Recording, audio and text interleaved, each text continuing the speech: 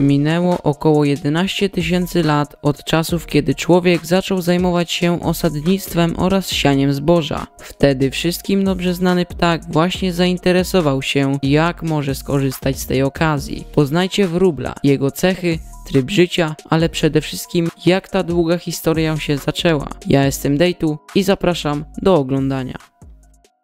Nawet 1,3 mld osobników. Tyle przedstawicieli wróbla sięgają szacunki BirdLife International. Niewątpliwie nie jest to mała suma. Z takim wynikiem gatunek ten ostał się do dziś. Każdy posiadający już pewną sumę na swoim karku jest w stanie przyznać, że wróble w wiejskich zagrodach u dziadków stanowiły oraz do dziś stanowią częsty element krajobrazu. Ptaki te spożywają głównie zboże, co wiązało się z posiadaniem np. kurnika. Wróble również gnieździły się gdzie popadnie, czy to w snopach siana, rynnach, szczelinach w budynkach, a nawet w starych gniazdach jaskółek, więc jak widać nie lubiły perfekcjonizmu u człowieka. I tak właśnie było przez tysiąclecia. Wróbel domowy powstał z jego pierwowzoru po ostatnim zlodowaceniu, a sojusz z człowiekiem zaczął się prawdopodobnie na Bliskim Wschodzie. Jego dziób do dziś został przystosowany do konsumowania ziaren, czaszka uległa pogrubieniu oraz jest ptakiem o jednym z największych areałów występowania. Nie udało mu się tylko dotrzeć do terenów o skrajnych warunkach pogodowych, czyli pustyń,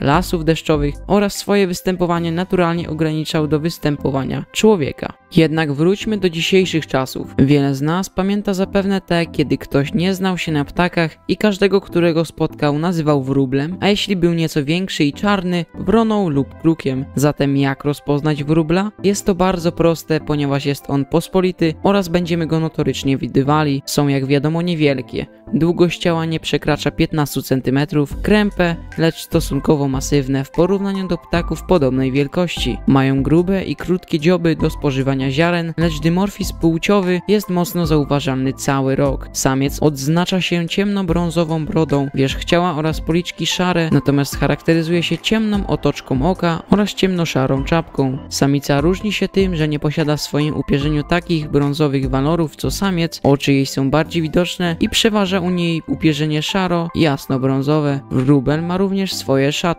Na tym słynnym zdjęciu nie odznacza się on zbytnio czarną brodą, natomiast w tej oto barwie letniej wyraźnie widać jego czerń, pokazującą zapewne, że samica ma do czynienia z odpowiednim partnerem. Co ciekawe, dość podobnym ptakiem na pierwszy rzut oka, również pospolitym, jest mazurek. Jednak po krótkiej analizie widzimy wyraźną różnicę w postaci większej kontrastowości upierzenia mazurka i jego czarną plamę na policzku, więcej koloru białego oraz inny odcień brązowego. Wracając do jego populacji. Potężne ponad 1 miliard osobników tego gatunku musiało jakoś powstać. Samica wyprowadza 3, 4, a nawet 5 lęgów w roku od przełomu lutego i marca do końca sierpnia. Samiec w tym czasie bardzo głośno ubiega się o uwagę samic z podniesionym ogonem do góry, lekko opuszczonymi skrzydłami oraz charakterystycznym ćwierkaniem cały dzień, choć jego wabienie tak naprawdę jest słyszalne cały rok. Wróbel należy do gatunku towarzyskiego. Zazwyczaj żyje w niewielkich stadach, lecz trafiają się i takie liczące kilkaset, a kto wie, może zdarza się dochodzić do 1000.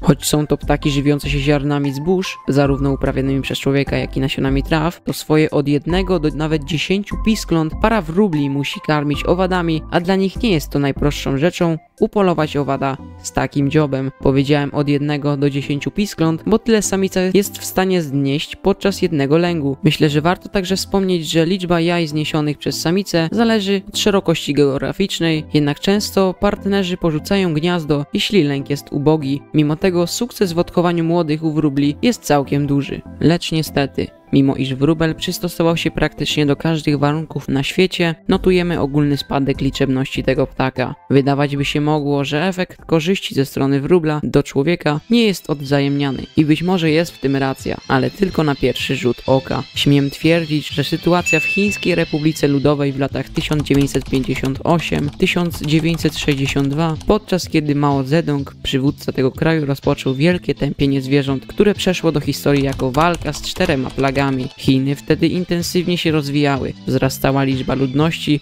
oraz na ulicach panował brud, którego w tamtych latach próbowano się wyzbyć. W efekcie zaczęto tępić muchy, komary, szczury, ale i też wróble. Do kampanii zachęcano wszystkich. Wybijanie 3 pierwszych szkodników przyniosło pewne korzyści, lecz wytępienie około 1 miliarda wróbli miało tragiczne skutki dla ludu oraz rolnictwa. Zaczęto do nich strzelać z proc i broni palnej. Wywoływano wielki hałas, który nie dawał ptakom odpocząć, niszczono ich gniazda oraz po 15 minutach męczenia się osobniki padały martwe. Owy zgiełk musieli znosić pracownicy ambasady Polskiej Ludowej w Pekinie, ponieważ wróble chroniły się tam od wściekłych mieszkańców. Wieszano je na sznurkach i triumfalnie noszono. Tępienie ptaka zostało sfinalizowane plagą szarańczy, która nawiedziła Chiny w latach kampanii, ponieważ naturalnie to właśnie wróble trzymały jej populację w rydzach. Potem nastąpiła klęska głodu w całym kraju, która zabrała życie prawdopodobnie nawet 40 milionów osób. Zdarzały się przypadki nawet kanibalizmu. Ten straszny koniec wróbli w Chinach pokazał, że mimo iż ptak niepozorny, to jednak pożyteczny oraz że nie powinniśmy wchodzić na duże w drogę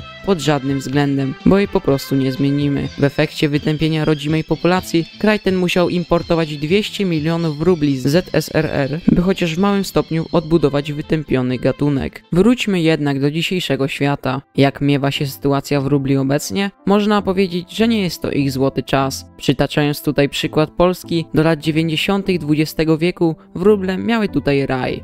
Rozległe wsie, rolnicze połacia bez kombajnów oraz niezbyt wielką dokładnością w zbieraniu ziarna, wróbel znajdował odpowiedni dla niego pokarm. Z historii naszych babci oraz dziadków lub nawet rodziców jesteśmy w stanie wywnioskować, że wróbli było po prostu pełno. W PRL-u w miastach dominowały wielkie bloki, a co za tym idzie, wiele miejsc rozrodczych dla tego ptaka, jednak również dla jaskółek, jeżyków oraz postułek. Z czasem zaczęto te budynki masowo ocieplać, zatykano szczeliny, usuwano gniazda oraz w polskim rolnictwie nastąpiło wiele zmian. Więcej pestycydów, nowocześniejsze technologie oraz osuszanie terenów to tylko kilka oznak, które odczuły polskie ptaki łąk, w tym wróble.